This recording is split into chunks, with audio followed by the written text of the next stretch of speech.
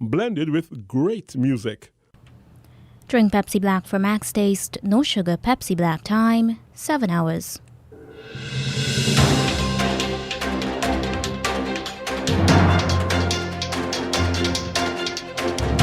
The news from Guyana, the region and the world. Compiled in the News Talk Radio newsroom and powered by DemeraraWaves.com.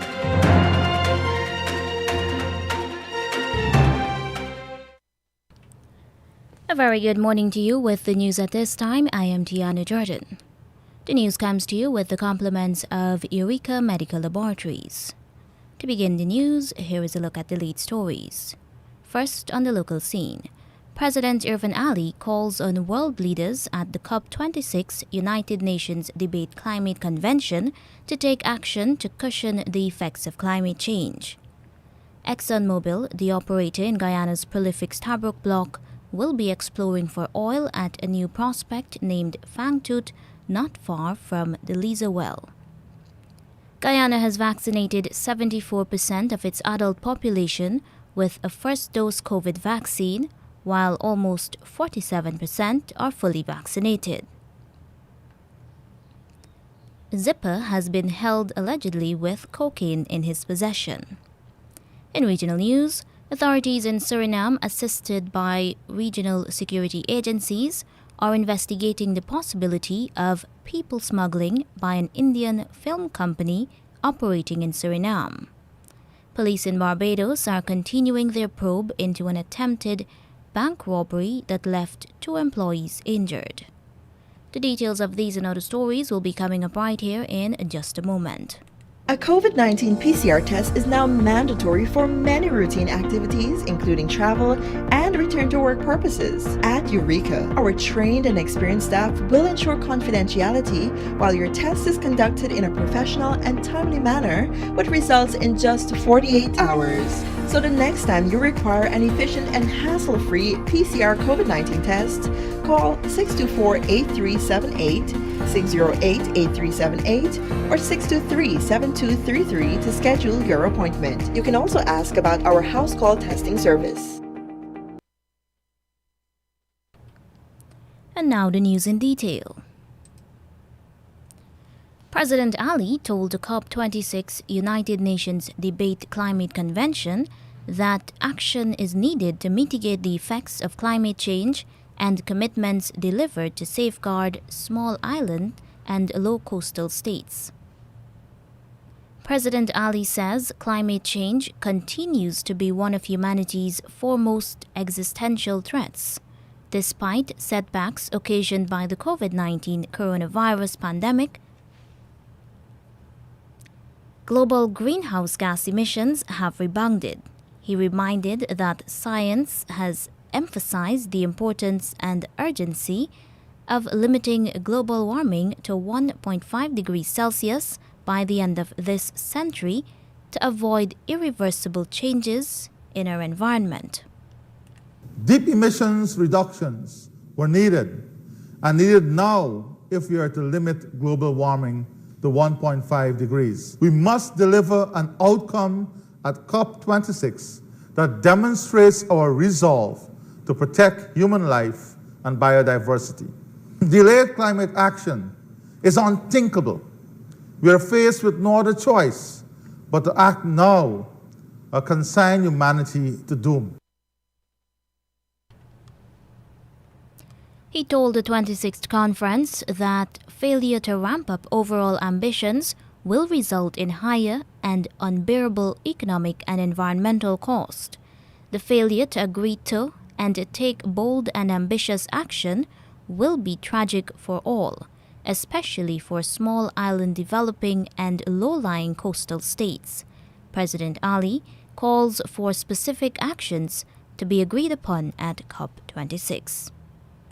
COP26 must restore confidence in international cooperation, such as that which led to the historic Paris Agreement on climate change. COP26 must manifest a revitalized spirit of international solidarity and more equitable sharing of responsibilities, particularly on the part of the world's largest emitters. COP26 must be underscored by an emphasis on implementation and honoring commitments.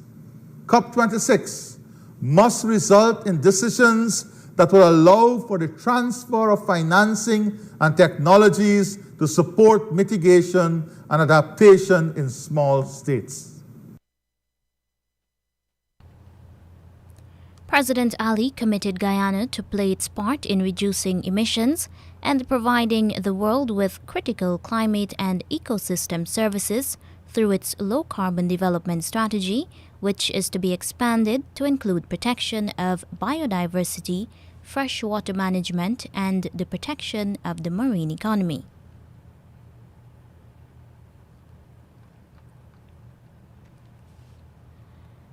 CoVenture and Hess say ExxonMobil, the operator in Guyana's prolific Stabroek Block, will be exploring for oil at a new prospect named Fangtooth, not far from the Liza well. Hess says the Stena Drill Max left the Stabroek Block following the completion of the Whiptail-1 well and will return in the fourth quarter to drill the Fangtooth prospect. Fangtooth is located 9 miles northwest of Liza 1, from which oil is already being produced. Detailing its production so far from Liza 1, Hess says its net production from the Liza field was 32,000 barrels per day in the third quarter of 2021, compared with 19,000 barrels per day in the prior year quarter. In terms of future developments in the Stabroek Block, the Liza Unity FPSO, with an expected capacity of 220,000 gross barrels per day, arrived at the Stabroek Block on October 25th, and startup of Phase 2 of the Liza field development remains on track for early 2022. The third development, Payara, will utilize the Prosperity FPSO with an expected capacity of 220,000 gross barrels per day. First oil is expected in 2024.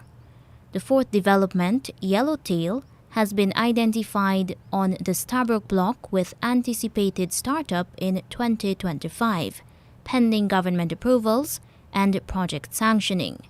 Since July, the operator, Esso Exploration and Production Guyana Limited, has announced the 19th, 20th, and 21st significant discoveries at Whiptail, Pinktail, and Catterbuck. Earlier this month, the gross discovered recoverable resource estimate for the block increased to approximately 10 billion, up from the previous estimate of more than 9 billion. The governments of Guyana and Suriname have adjusted the intended tender procedure for the construction of the Quarantine Bridge. The previous tender procedure entails design and feasibility study. Minister of Public Works Guyana, Juan Edgel, has confirmed that an agreement was reached to make the adjustment.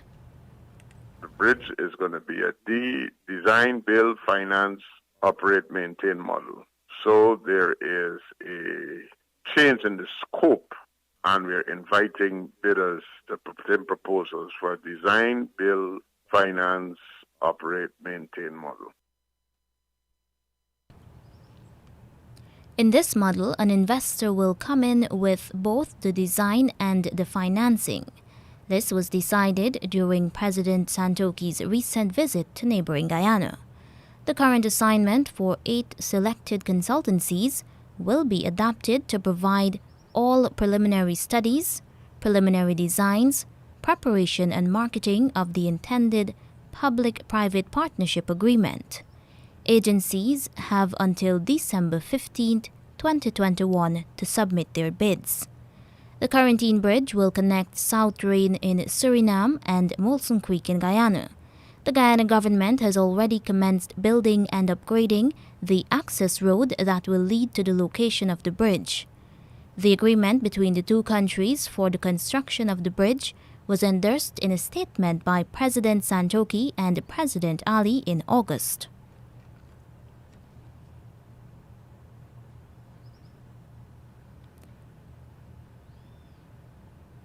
The Ministry of Public Works has confirmed that the MV Kanawaima is fully operational again between Guyana and Suriname. Public Works Minister Juan Egil says the ferry began plying the route between Molson Creek, Guyana and South Rain, Suriname on Monday, October 25th. Minister Egil says the arrangement that existed previously between the two countries continues, and the MV Sandaka has been pulled from servicing the route, which was a temporary arrangement. The ferry connection itself was discontinued in March 2020 after Suriname registered the first COVID-19 infection and closed the borders. When the connection was restarted, the ferry Kanawaima could not be used due to technical problems. The Kanawaima was taken out of service in December last year and has since undergone a major overhaul. The cost of the ferry's repair has been shared between Suriname and Guyana.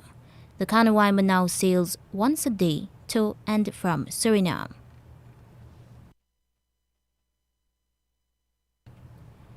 Guyana has vaccinated 74% of its adult population with a first-dose COVID vaccine, while almost 47% are fully vaccinated.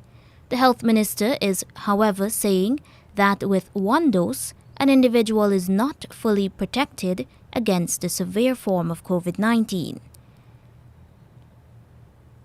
He is appealing for the large number of hesitant persons to get the second dose to do so. Again, I just want to emphasize that, as you can see from these numbers, we have second doses lagging, and therefore those persons who would have received a first dose, we want them to come and get a second dose. Some people might believe that because we have a requirement, at least you get one dose of the vaccine and you're considered vaccinated. While that might be for administrative purposes, for the protection of your health, if you don't get both doses, then you are not going to get the benefits of these vaccines.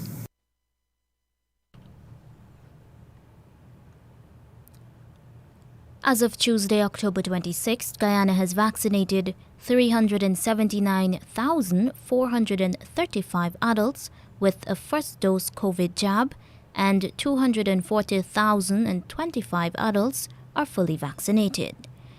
In the 12 to 17 age category, 17,647 children are fully vaccinated and 27,055 are partially vaccinated.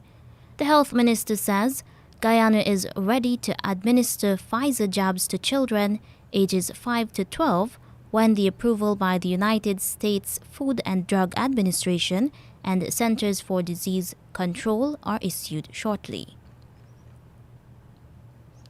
The passing of an unvaccinated 64-year-old man yesterday from Region 4 Demerara, Mahaica has pushed Guyana's COVID death toll to 900.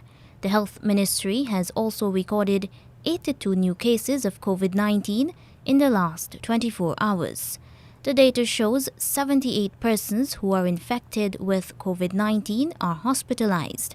Of that number, 25 of them are seriously sick in the COVID ICU. A further 2,926 persons who tested positive for the virus have been instructed to isolate themselves at home. Guyana's total COVID infections since March of 2020 has reached 35,252 cases and 31,328 persons recovered. Region 4 remains the region with the highest number of positive cases, totaling 16,789.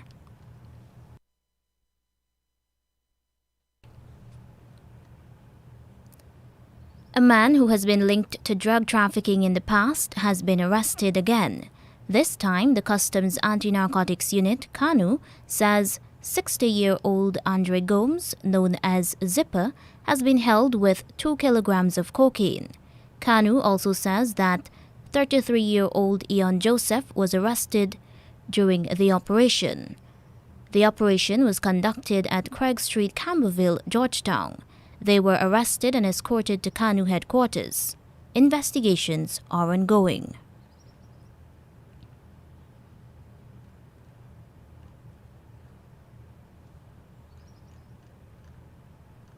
And now in regional news.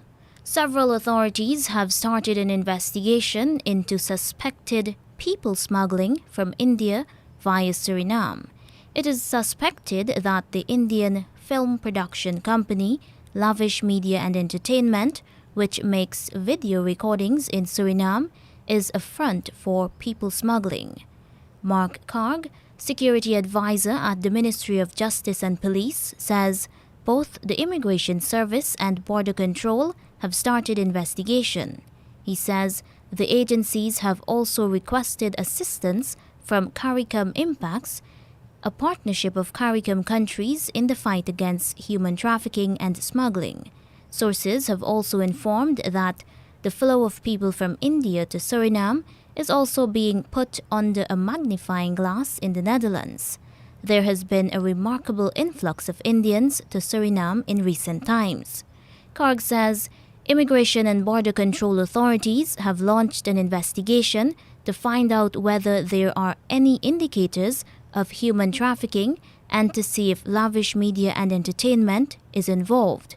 According to the director, Rosaline Dunn of the Culture Directorate, the government body is not involved in the film project of Lavish Media and Entertainment. Chief Executive Officer and Managing Director of Republic Bank Barbados, Anthony Clerk, has confirmed that 2 female members of staff were injured during a foiled robbery. No money was taken. The incident occurred yesterday at Republic Bank's Wildy St. Michael branch. One woman was reportedly grazed, while the other woman was injured after a bullet appeared to have ricocheted. Both women were transported to hospital by ambulance for treatment. Clerk said other members of staff were receiving counseling under the Employees Assistance Program and noted the bank would remain closed until further notice. Police say a masked man entered the bank at about 9:25 a.m. and handed a teller an empty bag. Shots were fired and the man fled the bank, escaping in a waiting vehicle. Police also denied reports that one of the injured women had passed away.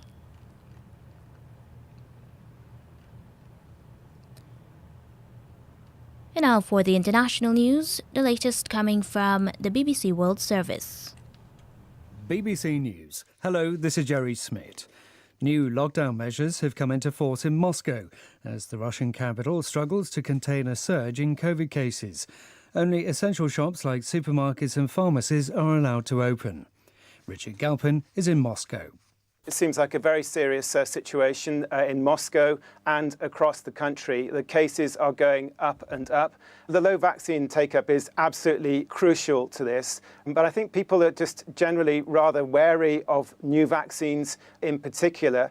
And of course, there is something of a sort of anti-vaccination movement in the country, and that has got quite a lot of traction. So I think that is really part of the problem for the country and for the government as they go forward with this crisis. France has detained a British fishing boat in French waters as a row over post-Brexit fishing rights escalates. Paris says the vessel was fishing without a licence.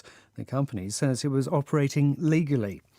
On Wednesday, Paris threatened to block British boats from French ports and increase checks on British goods arriving in France from next week if the dispute is not resolved. France's Minister of the Sea, Annick Girardin, said it wasn't war, but it was a fight.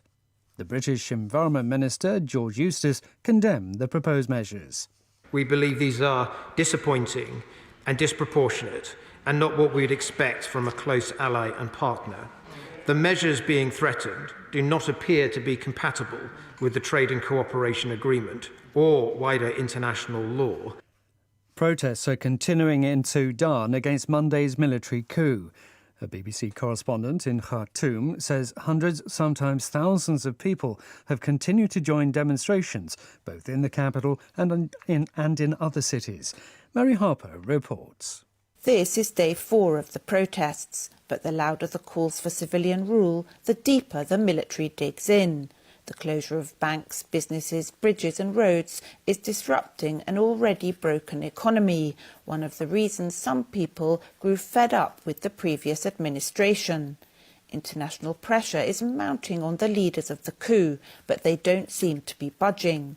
The European Union is threatening to join the US and the World Bank in suspending aid, which will have serious consequences for this huge, impoverished country.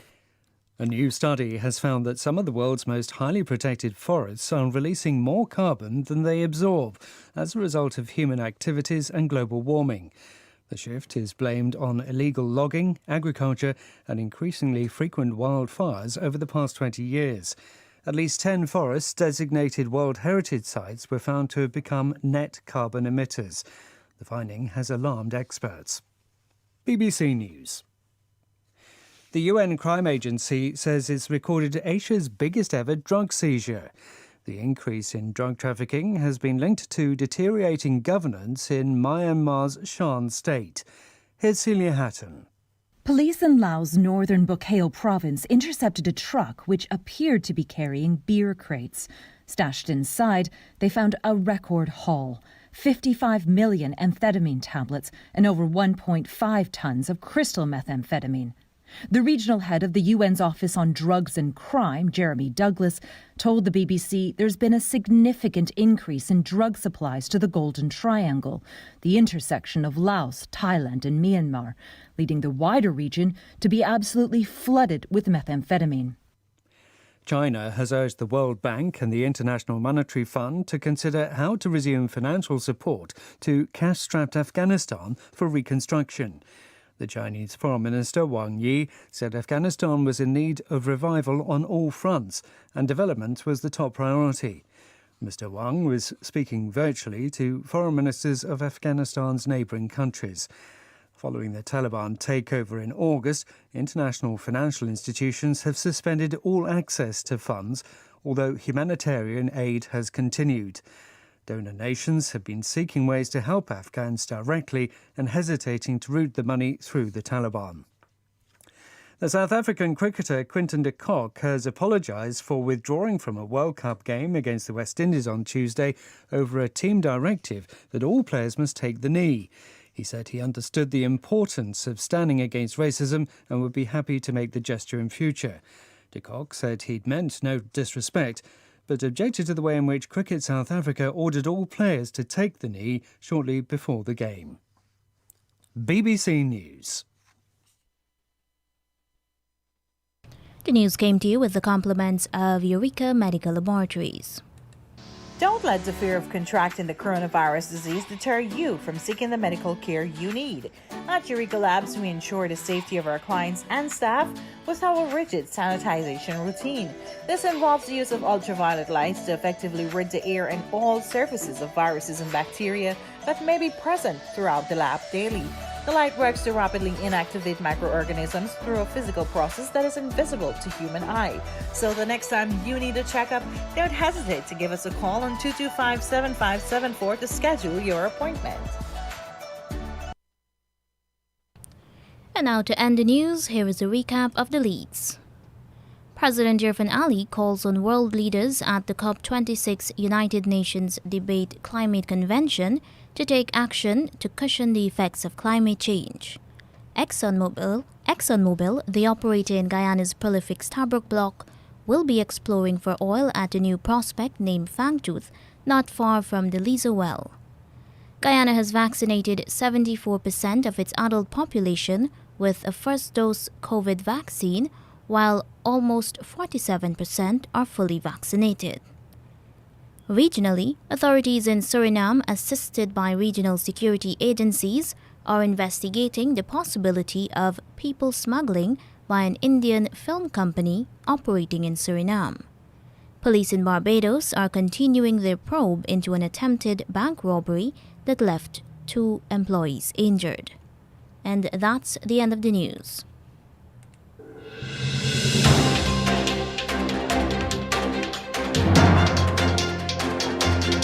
This has been the news, compiled in the News Talk Radio Newsroom.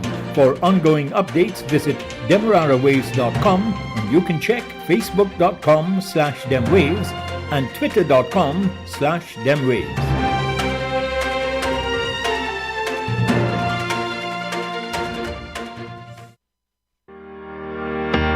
Want value for your money? Of course you do. So what you want is News Talk Radio Guyana 103.1 FM for best value, wide coverage, and streaming online worldwide on Dem Waves. Call our helpful staff today on 223-1056 or 223-1041 for low rates. Advertise with us. 103.1 FM. Accurate information blended with great music.